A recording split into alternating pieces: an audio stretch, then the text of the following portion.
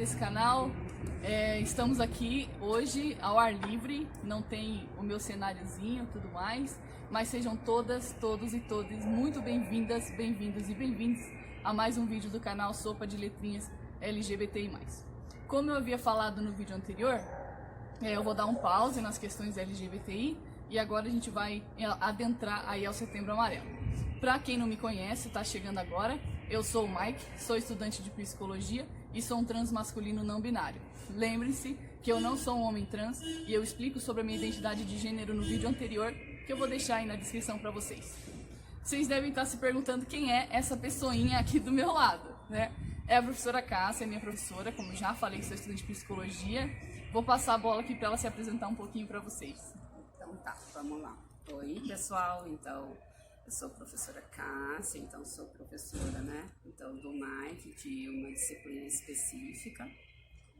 E sou psicóloga de formação, trabalho com docência, com pesquisa, tenho, né, uma área aí de especialização em avaliação psicológica, né. Também quero aproveitar e agradecer o convite, né, do Mike nesse setembro, que nós temos um olhar mais atento, né, para as questões atreladas à temática que nós vamos abordar hoje, apesar de já ser um convite, né, do que a gente venha a conversar hoje para que ocorra, né, durante todo o ano, não só no Setembro Amarelo.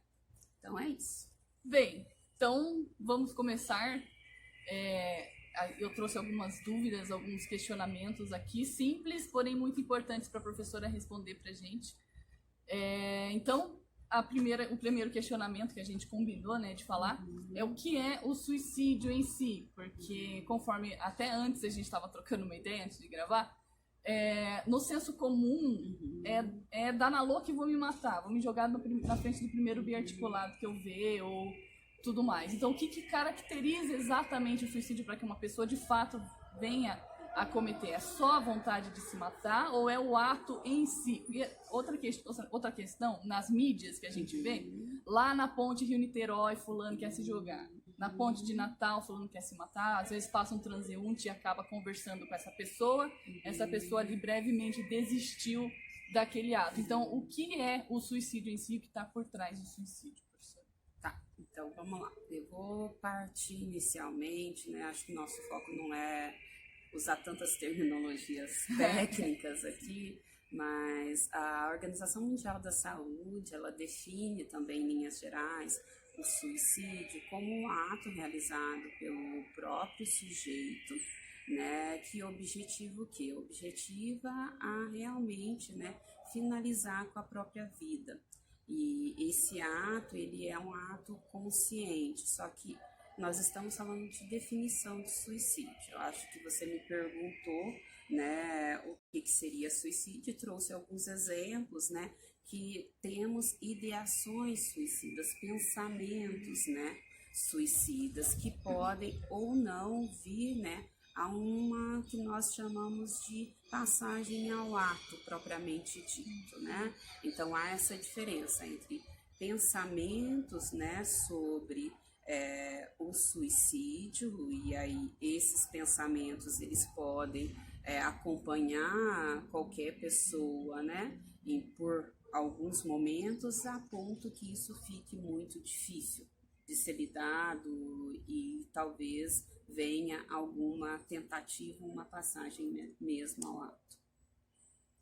Então, basicamente, seria o suicídio, a passagem ao ato em si. Isso. Esses pensamentos comuns que a gente tem, de que às vezes a vida tá difícil e não quero mais existir, não quero mais resistência. Às vezes a gente até brinca, né? Ai, quero morrer, ai, quero morrer.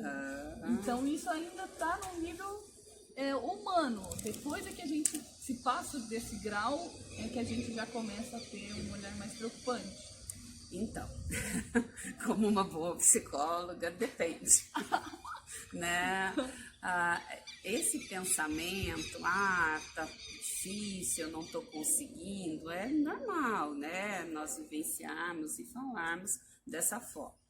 Só que essa verbalização, né?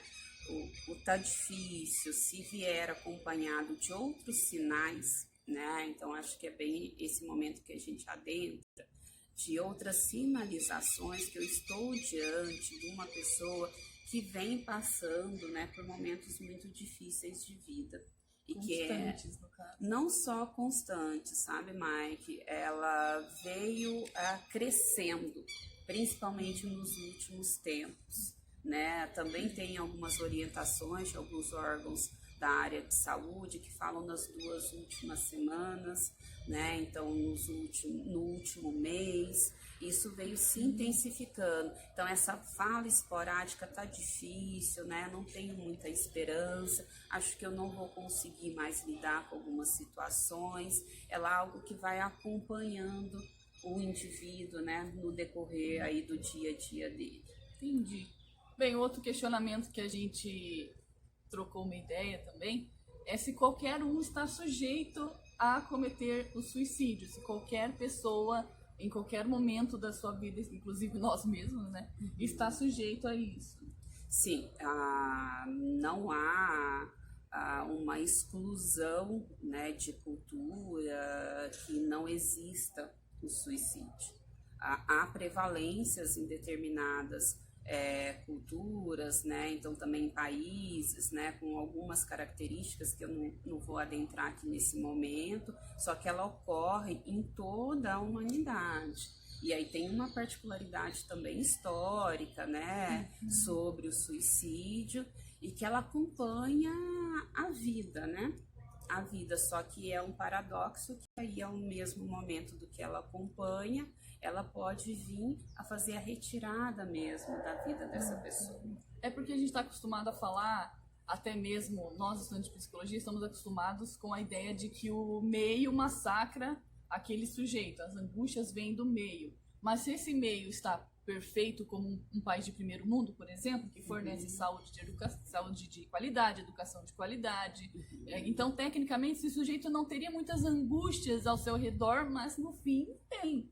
Porque, de certa forma, ele sempre tem. Isso. Que daí são as angústias da existência humana, né? Que nos acompanham e que também são necessárias para a nossa própria evolução, né? De psiquismo, né? Então, de características, né, psicológicas, mas se pegarmos um país realmente desenvolvido, de primeiro mundo, teremos outras variáveis aí embutidas, né? Tem alguns estudos atrelados a países nórdicos falando sobre a quantidade de luminosidade, né? Então, que os indivíduos ali conseguem vivenciar no decorrer do ano, quanto isso desencadearia ideações e pensamentos suicidas também. Então, como eu disse bem no início, é uma questão multifatorial. E aí, para determinada cultura, pode ser um aspecto mais econômico, social, né? E para outra, não. Para outra, pode ser de uma ordem mais climática, a gente pode falar, né? Então, nesse sentido. Entendi. Bom, por fim, o último questionamento que a gente estava trocando uma ideia aqui que a gente poderia trazer é sobre a prevenção do suicídio. Se nós mesmos podemos entre nós fugir, né?